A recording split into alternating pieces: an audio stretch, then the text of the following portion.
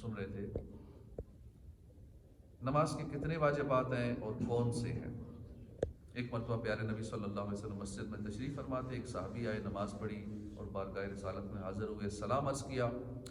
آپ نے سلام کا جواب دے کر فرمایا جا کر دوبارہ نماز پڑھو، تمہاری نماز نہیں ہوئی۔ وہ گئے، نماز پڑھ کر دوبارہ آئے، آپ نے پھر فرمایا کہ جا کر دوبارہ نماز پڑھو، نماز تمہاری نہیں ہوئی۔ پھر گئے، نماز پڑھ کر آئے، 3 مرتبہ ایسا ہوا۔ وہ صحابی عرض کرنے لگے کہ اس ذات کی قسم جس نے آپ کو حق عطا فرما کر بھیجا ہے، مجھے اس سے اچھی نماز نہیں آتی، جو مجھے آتی تھی میں نے وہی پڑھی، آپ مجھے سکھا دیجیے۔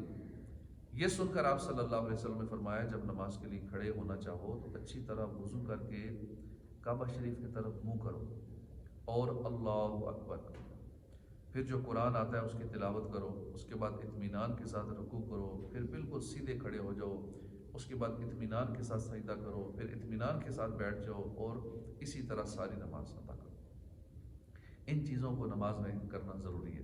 اگر ان میں سے کوئی چیز جان بوجھ کر چھوڑی تو نماز دوبارہ پڑھی جائے گی، نیز ایسا شخص گناہ گار بھی ہوگا، اور اگر کوئی چیز غلطی سے چھوٹ گئی تو سجدہ سہو کرنا ہوگا۔ ہاں، اگر امام کے پیچھے بھولے سے واجب چھوٹا تو اب سجدہ سہو نہیں کرنا تدید ہے۔ ہر واجب چھوڑنے کا یہ حکم نہیں ہے کہ نماز دوبارہ پڑھنی ہو یا سجدہ سہو لازم ہو۔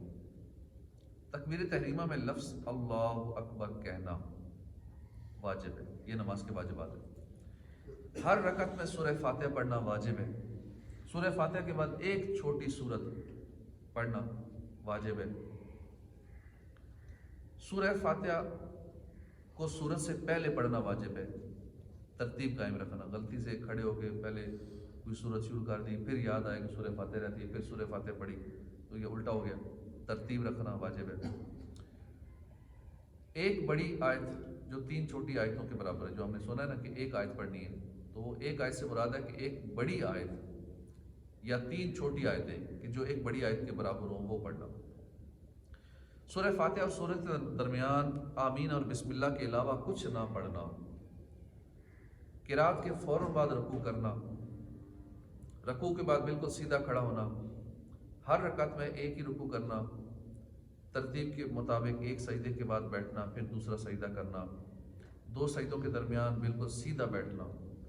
کئی لوگ سیدھا ہو سکتے ہیں، کوئی پرابلم نہیں ہے، بیماری نہیں ہے، کمر ٹیڑھی بھی نہیں ہے، پھر بھی وہ سیدھا نہیں ہوتے تو ان کا واجب رہ جاتا ہے۔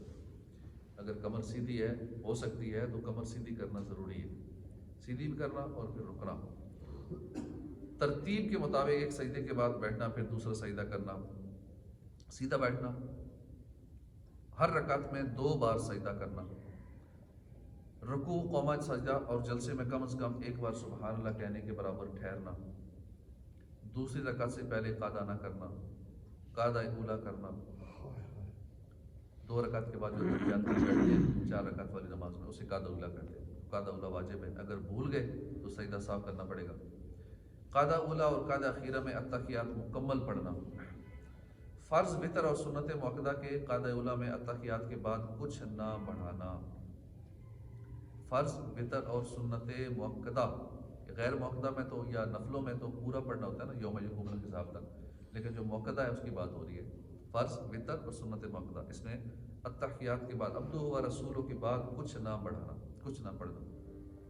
4 رکعت والی نماز میں تیسری رکعت کے بعد قعدہ نہ کرنا، ہر فرض اور واجب کو اس کی جگہ ادا کرنا، دونوں طرف سلام پھیرنے میں السلام اتنا کہنا واجب ہے، 2 فرض 2 واجب، فرض و واجب کے درمیان 3 بار سبحان اللہ کہنے کے برابر وقفہ نہ ہونا۔